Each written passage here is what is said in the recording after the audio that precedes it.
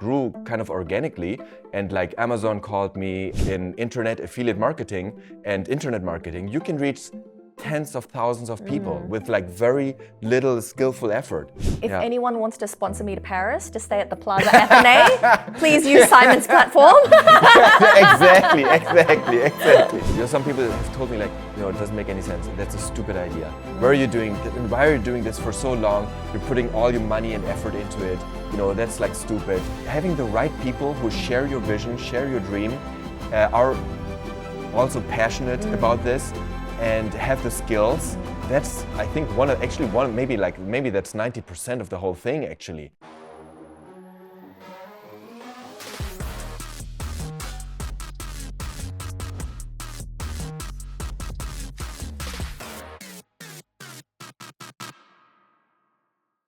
Hi guys, welcome to yet another episode of Future Fit with Friska. And today I have a very interesting guest. His name's Smaluhn, German, but has called Bali home for a number of years, and he's quite an innovative entrepreneur who's transforming the event planning world with his latest venture, Favourse, which he'll talk about in more detail.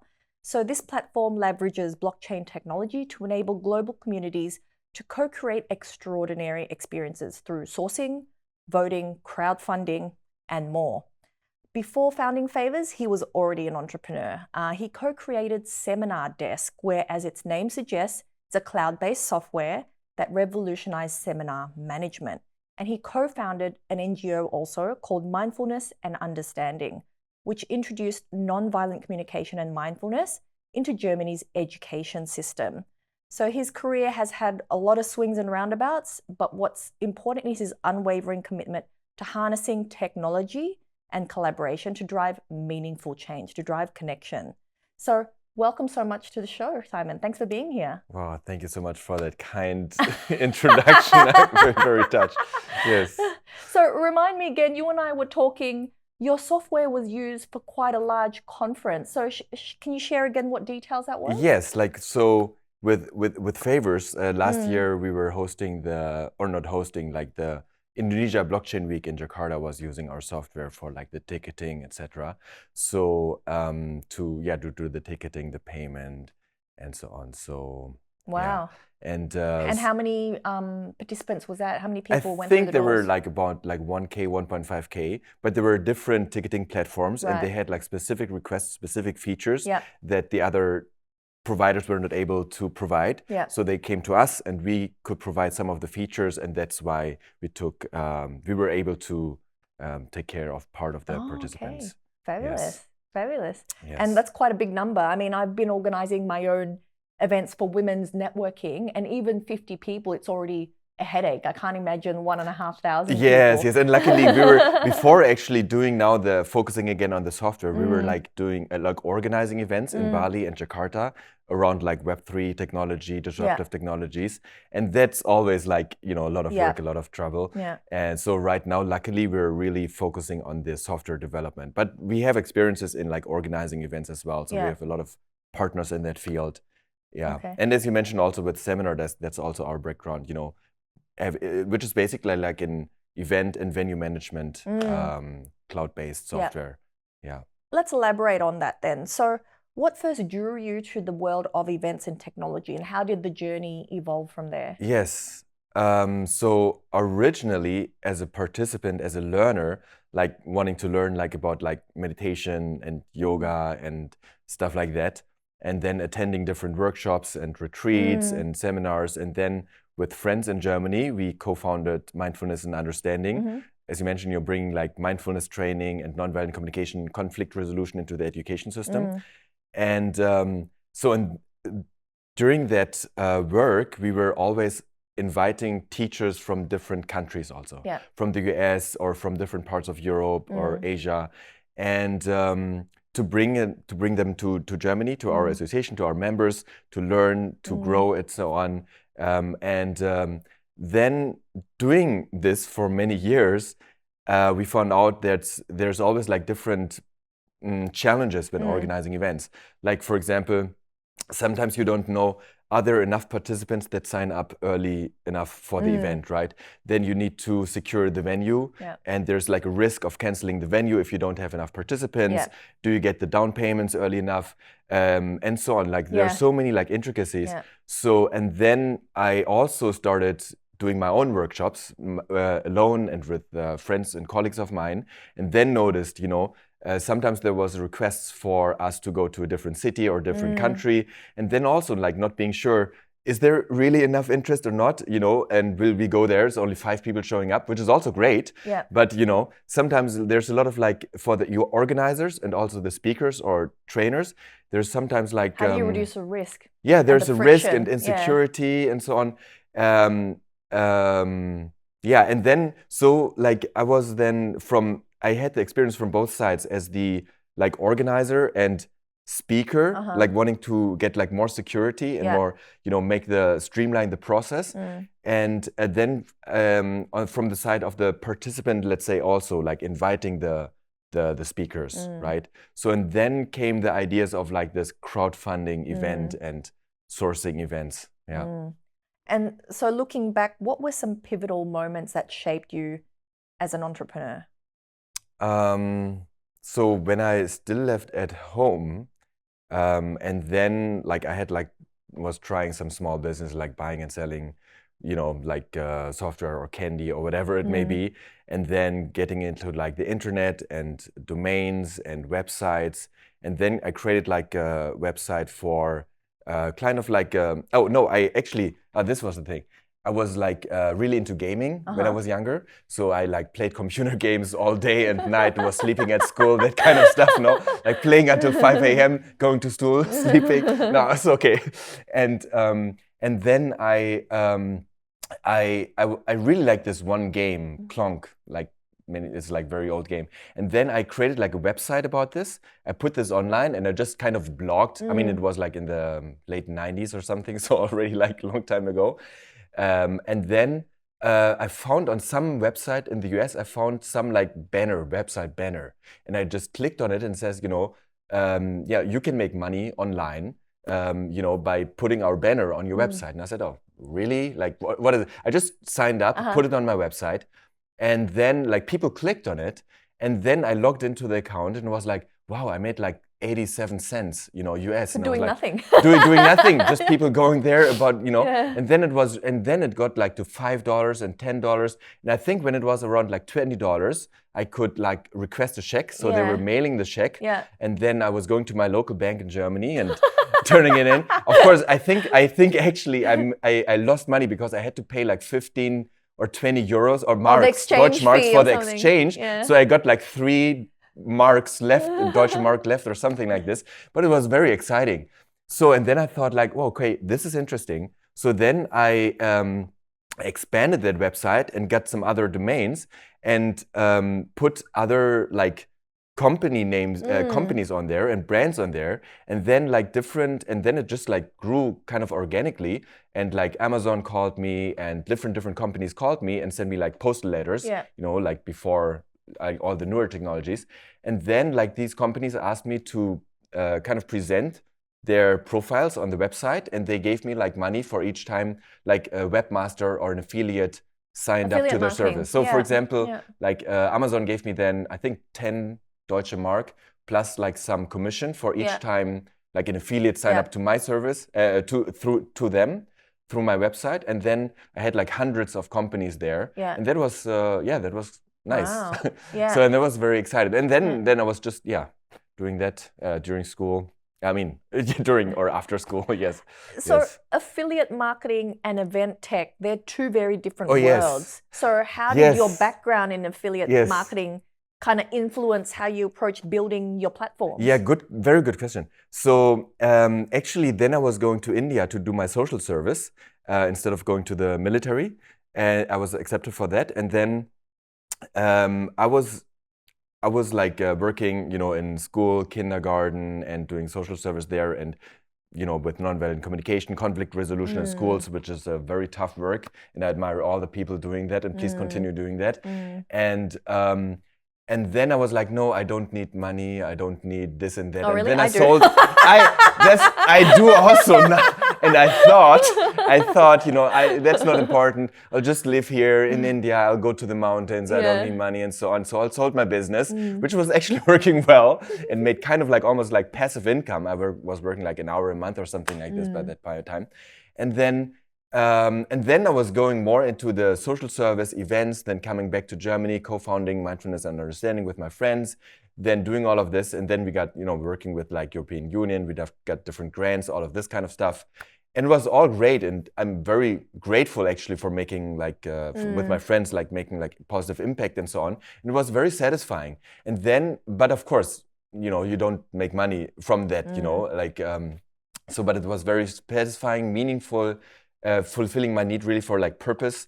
And then I also realized, okay, I also need some money, and also I want to impact a lot of people. And I noticed with working like in internet affiliate marketing and internet marketing, you can reach tens of thousands of people with like very little skillful effort. So, and then I thought about, and then after a few years, then I had the experience that we mentioned at the beginning about like, organizing events, inviting speakers and doing workshops myself with friends, and then noticing the different challenges coming up when doing events or inviting others and being invited. And then I thought, then the idea of the crowdfunding came up. And then I thought, okay, if we have a platform that really connects all the people that want a certain person, like a speaker, musician, artist, musician, teacher, in a certain area, and we have like the let me call it like creators as an umbrella term for different types of groups, then and we bring these people together, we bring everybody together, and then find out who really wants what, where, and if there's enough demand for the people that really are passionate about this cause or this person to be in a certain location, then to actually put the money there and have like shared responsibility and shared accountability and transparency and making it happen together. I thought, and then this idea like expanded, and then while organizing more events and doing some internet stuff, and I guess that's how it came to be. And so I guess on your website, on the Favourse website, it says Favourse isn't just a platform. It has a mission to transform event planning through inclusivity and collaborative decision making. Why is this mission so important to you personally? Yes. Why did you think I need to make not just more events, but more inclusive events? Yes. For me, really, it is about, I don't know if I can actually properly answer that question, but this vision of wanting Favourse to exist there, to allow people to make things happen and to make events happen and to meet the people they want to meet. And for me, there's like something very deep and meaningful about this. For example, I also like, organized like, meditation retreats and stuff like that, or events, and or participated a lot of times. And when you want to meet someone, really, I think it brings a lot of joy to all people involved, to the person being invited, to the students or learners or participants, and also to the event organizers. And I want to create this platform so to allow anyone all around the globe, and it doesn't matter the industry, if they're into like Web3 or education or meditation or whatever it may be, like, or they want to invite their favorite musician or artist, then to give people a platform to do that the most efficient way with mitigating the risk, right? So it's really about like risk mitigation, shared responsibility, transparency, and giving people like a tool and a platform that reduces the risk and allows anyone to make their dreams come true with co-creating the events they want to create. I love that. It's like more power to the people. It's like, surely I'm not the only one that wants to see blah, blah, blah speak. Surely there's more people like me around the world, and let's pool our resources together.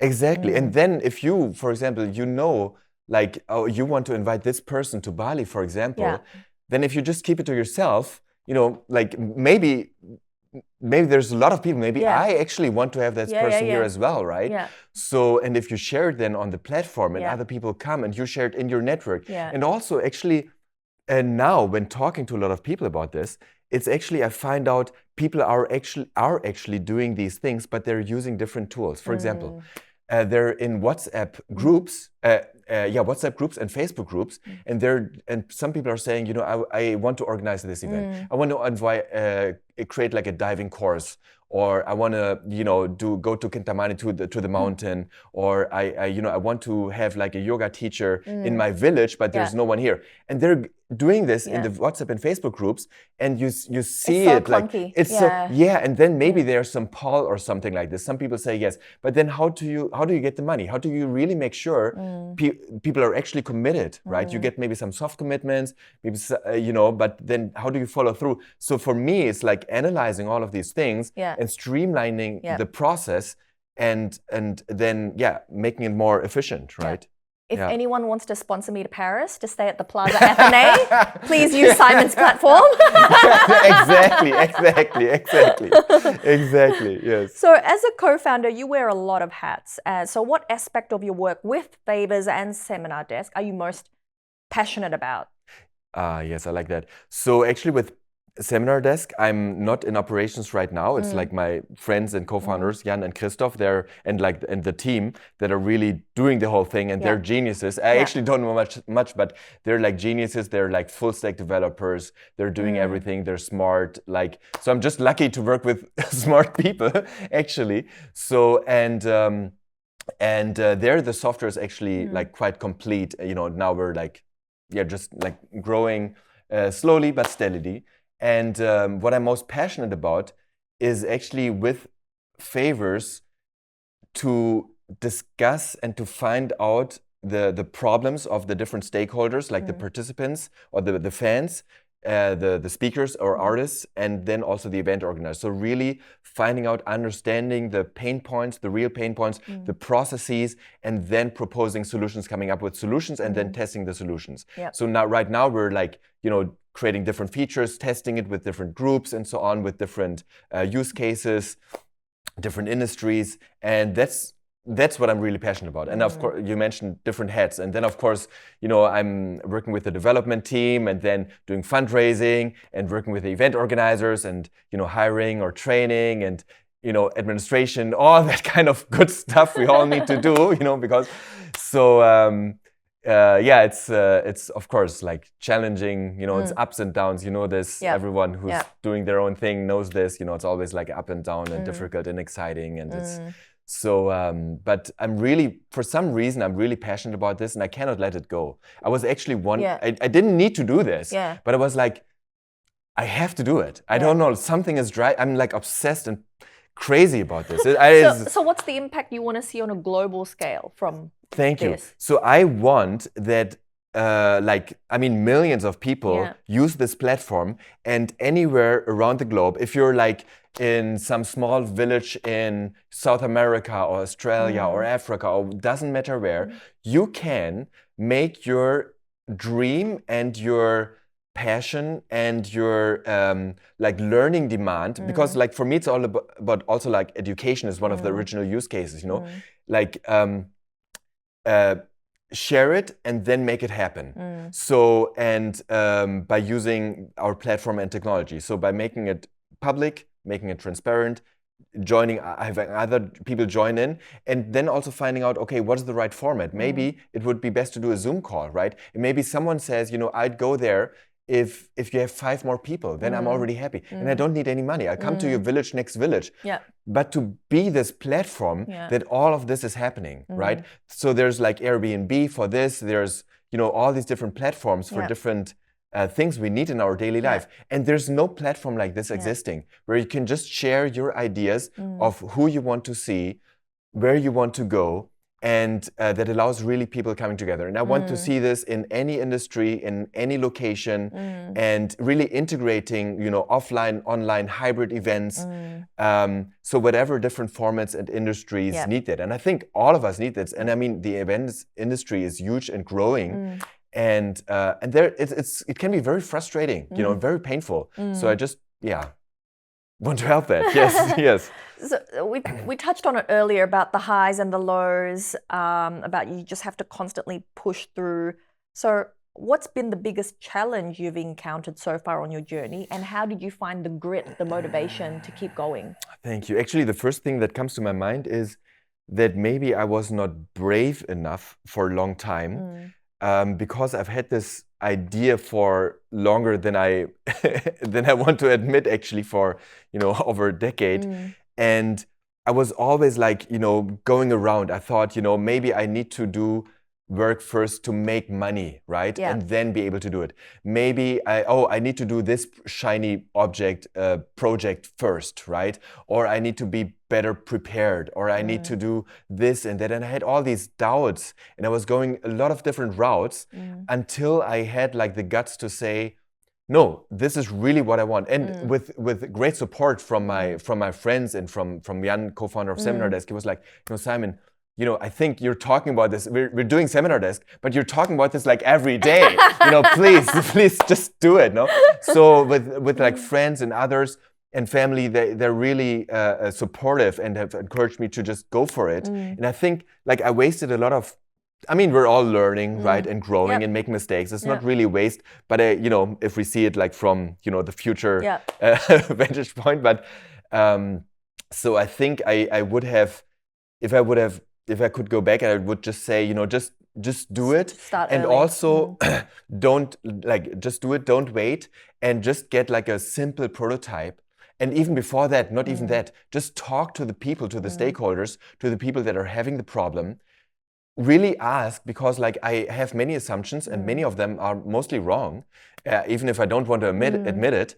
And then really being honest with myself. I'm trying. I'm not very good at it, but and then talking to the speakers and to the participants, to the event organizers or whatever one is doing, and then really finding out, okay, that's my assumption. This is the problem. That's my idea. How to solve it. Is that actually true? Like, let me go through the process. You're organizing these events. What are actually your challenges, right? How do you overcome them now? What's the process right now? And then together going into a dialogue and then finding people. I'm saying all this now, but I'm the worst at doing it. I'm a hypocrite. I'm not doing this. I wish I would have. So, and then, finding people that you talk to, that you do these interviews with, that actually say, okay, what you're working on sounds really cool. Like, can I try this out? And then find, even if you have just one person, right now we have like 5 people that really want to have the solution, and we're building the features and the flows with them together, right? So, and really just doing that and building like the MVP or prototype as cheaply, quick and dirty as possible. Doesn't need to be scalable, all this kind of stuff. And then just doing it, go through the first iteration, through the first pilot project, get feedback, iterate, next. And I knew this is like a good approach, but I don't know why I didn't do it for a long time. So that's my mistake. Yeah. But that I would, that's what I would recommend. Yeah. Okay. Are you leading change, but constantly running into a brick wall of resistance? Maybe you've huffed and puffed, yet still not blown the house down. You are not alone. Resistance to change is one of the biggest roadblocks that leaders face, but it doesn't have to be. Imagine turning that resistance into momentum which drives you forward. That's exactly what my free 5-part mini course will help you do. It's called Shifting Resistance into Resilience, and in just 5 lessons, I'll walk you through proven strategies to break down those walls.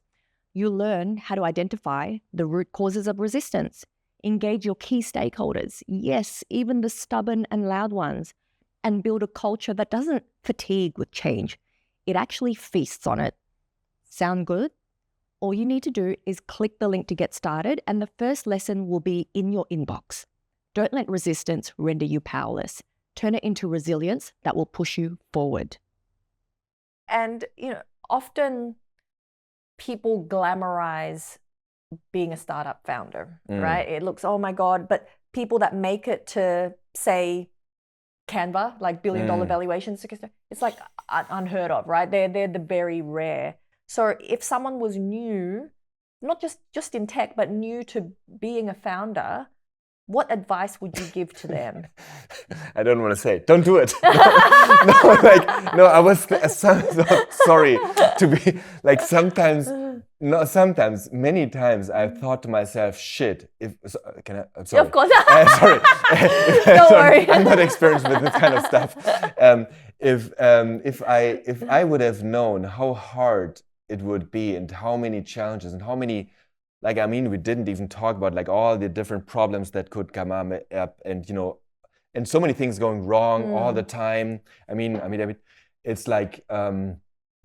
It's really tough. So I think really like what others, more famous like people have said, like, many times, like if you don't have that passion for the vision and for the project, it's very hard. And I think I would agree, unless you're like super lucky. And so for me, it's really like, it's that vision that drives me and that I can't let go of it until it's realized for whatever reason. But it's like that. Yeah, but it's really tough. I think we just need to expect, okay, there's going to be problems. Maybe this area of the work is good now, but maybe tomorrow there's going to be a problem. Yeah. And so on. So to really be prepared. And then I think it is helpful to have like founders and advisors and friends or good support that network that you can lean on, that have already gone through these things. Yeah. So they're telling you, yeah, it's going to be You're like not a this for a failure. while. Yeah. Go through it, let's do this, don't do that, and so on. So I think that can be very helpful. So to have like good advisors and mentors along the way, yeah, that's really, I think, underestimated. So who or what inspires you to keep innovating in this event tech space? Are there specific people? Are there books? Were there experiences that had a big impact on how you view things? I think probably a lot of things, but the first thing that comes to my mind is what we already talked about, the personal experience and the personal pain I felt organizing events, inviting others, and being invited. So, and really it came from that. And yeah, and I'm of course having like a lot of like ideas on how, and different project ideas and so on, and related or features. But I think it's just personal experience and scratching my own itch, so to say, right? Yeah. So, and I think it's really that, and I think that's not a bad thing. Yeah. And okay, one thing also, like maybe one feedback or like advice, if for someone starting out like me, it's there's a lot of people that are gonna tell you, this is a great idea. This is so awesome, especially maybe the inner closer circle, this is great and this and that, and encouraging you and not really giving you like honest feedback. Or maybe it's not the right people to ask, right? Sometimes you get like good feedback or bad feedback. By that I mean like relevant, constructive, that could be practically applied from people that actually are not affected by that problem. So many times, and it happens all the time, I receive feedback, like maybe like, positive feedback, okay, do this, but it's actually, you have to be smart. Like, is it a person of authority, not like hierarchical, but like a skill or knowledge or expertise level wise, that is actually relevant, and listen to the people that have relevant feedback for the thing you're working on, and really going there directly. Like only like in the past months, I've really been talking really to organizers that actually kind of like do crowdfunding for events, or they invite speakers from different countries and so on. And when I talk to them, it's like, yes, finally someone understands our problem and is actually working on it. And when so you need to work with the right people, right? You need to go where the people are and get that right feedback from the people that, that's relevant. Yeah.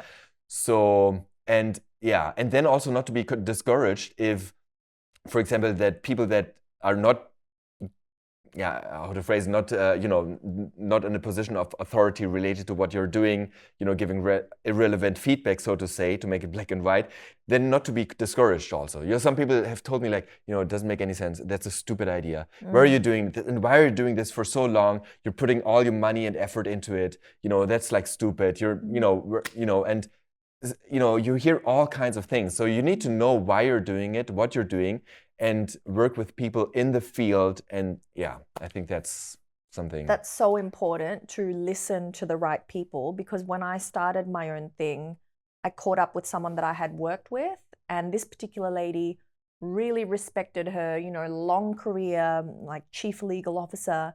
but she'd never started her own business. She'd never made something out of nothing, like just worked her way up the corporate ladder.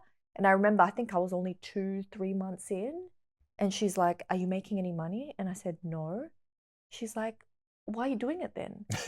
And she goes, "You could get any job you wanted, choose a different industry, blah, blah, blah." But like after that meeting, I felt like such a failure, because I was listening to the wrong person. Because, you know, a lot of entrepreneurs make nothing sometimes for years, and then suddenly, boom, like you said, you got to believe in it. It's your mission, it's your vision. You have to not be able to sleep and believe that it's going to happen. So yeah, very important. Yes, Yeah. yes, good What you example. take on and what you let go. Yes. And also people like to project their own fears onto you as well. Right, you know? right. So Very true. if Yes. we look back on your journey from, you know, affiliate marketing to the NGO to SeminarDesk to Favourse, what are you most proud of? What is a specific achievement that you're like, man, I can really pat myself on the back for that? One thing is, like, when I created like this affiliate platform, it came out of my passion actually for gaming, and then it led to that. And I was not even thinking about money. I was not thinking about anything, just doing it. And then I just did it without overthinking. I mean, I was still like younger in my teenage years, whatever. So, and I think I'm proud because I was just doing it. And people like around me and at school and whatever, no one understood what I was doing because it was the 90s, right? Yeah. Who knew what the internet was? And people told me like, you know, people told me like, you're lying. How is it possible? You get money out of a computer. Yeah. Like that right. is stupid. Yeah, like why are you telling me this? Like you're a liar. Like that is stupid. Like it's not possible. You print it, does it come out of the keyboard? Like, you know, how does it, you know? So, and then really, because like I had like, usually have like a little bit like a pioneering role. And then as a pioneer where you have these ideas, it's like, you know, you need to trust your intuition, right? And just go for it. And most people, unless maybe you're very lucky, they will misunderstand you, misinterpret, they will not see what you see. I mean, that's why you see what you see, like, and why you do it, because you have this unique vision that probably maybe some other people have, but most people don't have or see that, you know, you know, for your thing, for your vision. So, and I think I'm just proud of just having done that, and it was working very well. And, you know, and then also proud of like SeminarDesk, but it's not actually due to me, the success, it's more to my co-founders' merit. So, but I'm just lucky working with them. And, you know, that we have now for many years a very stable business, recurring revenue. It's small, but stable and growing. So I'm just like, I think we're all, like Jan and Christoph, also very, very proud that, you know, we just like stuck through and continuing it, and, you know, have something that thousands or tens of thousands or whoever, however, like, hundreds of thousands, like with the participants of people are using, right? So that feels very satisfying, right? Knowing like thousands and thousands of people are using your product, that's very satisfying. Yeah, and then with the Favourse, still at the beginning, so I'm already proud, but I'm hoping like once we're further, So what's next then for you personally or professionally? Like, are there any new projects or releases on the horizon that you're excited about? Yes, actually, I have good friends, developer friends, full stack developers that are already like in AI before it was becoming popular, right? So, and with them, I've been talking about, you know, Favourse, of course, because I want to have them on the tech team, but we need more money and funding to make that possible. So, so right now, actually, we're and actually after this, I have a call with an AI developer about integrating like AI technology with the crowdsourcing and the crowdfunding aspect. So, and this I'm like super excited about. And until like some time ago, I didn't even see it so clearly. And now it becomes like so obvious. So, for example, when we have Favourse and we have the platform, like right now, manually, you would go there. Oh, you want to invite this person. You want to go to Paris to fund someone, to fund you there, right? And I want to invite this meditation teacher here. You know, and we have these different things, and we put it on the platform. That is, I mean, that's my vision, right? But then using AI, we can use like big data analysis from like successful past events and past like speaking events and any type of events, can use this data, analyze this data, and make predictions and create content on our platform to make informed decisions. So for example, it could say, oh, you want to go there to do your podcast or to talk about this as a speaker, then Favourse AI could tell you, oh, actually, there have been like these 3 kind of similar things happening in the past 5 years. And, how they made it happen is they had this sponsor and this was the ticket price and they used this event organizer to invite that person there, right? And then you can say, so you could follow the same playbook to you could follow, exactly right. You could follow the same playbook or elements of that playbook. So it's really about like making even more informed decisions because Favourse is already about making more informed decisions. You do like what I call like crowd voting, crowdsourcing. So for example, people want to invite you to Paris. So then initially, maybe you share it on the platform, people there share it in their networks. Maybe there's like 50 people. And then you say, if we have like 10K or 100 people, then I'm going to go there. And then asking for the commitment, really, okay, put the down payment, pre-sell the ticket and so on. So it's like different levels of like demand assessment and commitment. So you and the event organizer or the host can make a better informed decision, right? Because you have better data available. And then using AI, we can combine this with the actual real life data of the participants and the speakers, the event organizers and the sponsors with the past data that already of successful or less successful events and what were the elements there, combined with like trending and social trending. So for example, it could be like you're wondering, okay, I have these 5 topics I want to talk about in Paris at this conference. And then you could use Favourse AI and could see from these 5 topics, these 2 topics are really trending in Paris and in France and in the industry you're working on. So let me do these, maybe let me do these 2 topics. And there's also actually events going there. And there's like actually these 2 sponsors that really are really interested in these 2 topics. So, and of course, I'm just picking like very specific things, but this can be applied on a huge level, right? So, and this is what I'm really, really excited about right now. Okay, awesome. How far away is that? So right now I'm talking with different AI developers and with one developer where we will do first because right now, of course, like AI agents and bots is very trendy and can make you very viral. So we have like 3 different stages. The third one, which will be later, and we can only afford if we get bigger funding, is actually doing the AI prediction and what I've just mentioned and more than that. Then the level before that would be like AI agents, and the level before that would be bots. So for example, Twitter, X right now, of course, is very useful for like engaging with other people and connecting with other people, getting information, sharing information. And right now with one of the developers, we're discussing creating a Twitter bot. This is really so fresh. Please, if you're working on this, contact us. Maybe we can work together so that anyone on Twitter or X could say, I have an idea. I want to invite Friska to Paris, for example. And then you could tag our Favourse Telegram bot, Favourse bot. Sorry, we actually have a Telegram bot as well. So integrating with Telegram. So on Twitter, and then it would bidirectionally communicate with our web platform and would put this on our platform as well. So it's like people want Friska in Paris, right? And then there would be certain tags around this. And then on Twitter, someone could respond to that post and could say, +1, I'm going there as well. Then also they could log in with their Twitter account on our platform. And anyways, we would have the data, okay, there's already 2 people. Then someone can say, talk to this person and so on. So all this engagement. It's like social listening. Social listening. So it's like kind of connected to the AI prediction and analysis, big data analysis I was like talking about earlier, connected with like real user-generated data and events. So, and then combining that and using that for sharing with the world. And then, if there's enough interest, maybe one person would say, okay, I want to invite Friska, and then could ask, oh, this is one thing I forgot to mention. we also have like, of course, like an affiliate referral marketing aspect for the whole thing. So for example, you could say, okay, I want the people that are passionate about inviting you, I want to, excuse me, motivate them.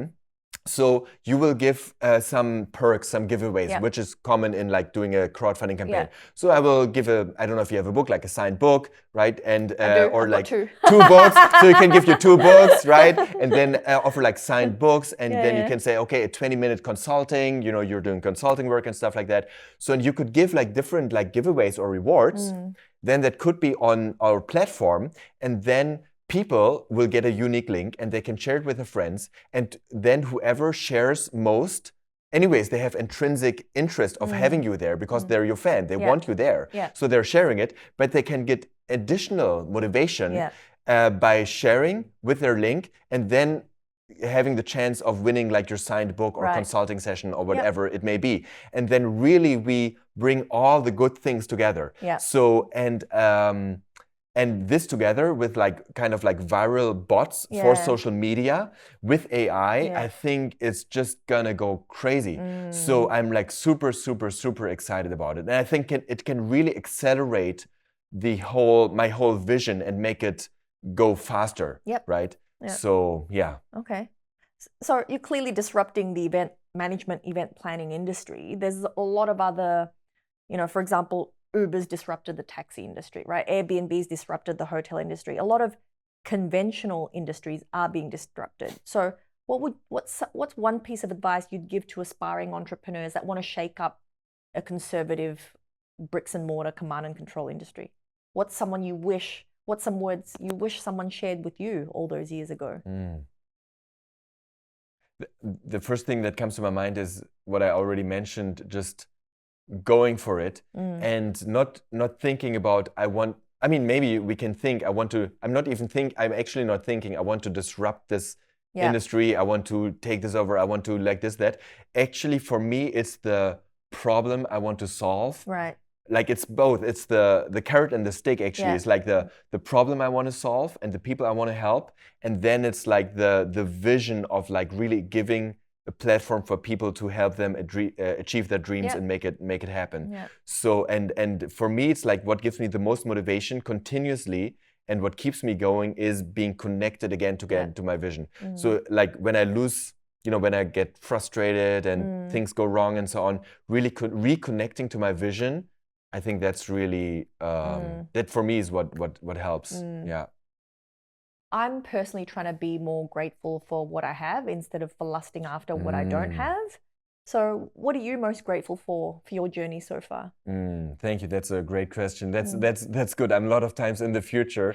So I'm actually very grateful for everyone involved helping me making this happen, and also like my co-founders and friends from other startup and also like my great team, like working now on this, like the developers, designers, marketing, everyone, because like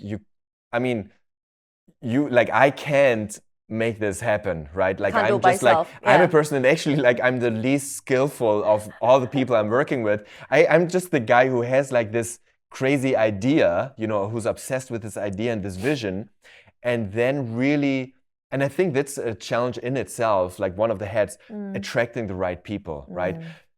You need to have the right people. And I'm very grateful and very lucky that I have already like a lot of great people already working on this all the time and thinking for themselves and together like, okay, you know, I have the idea. How can we do this? How can we do that?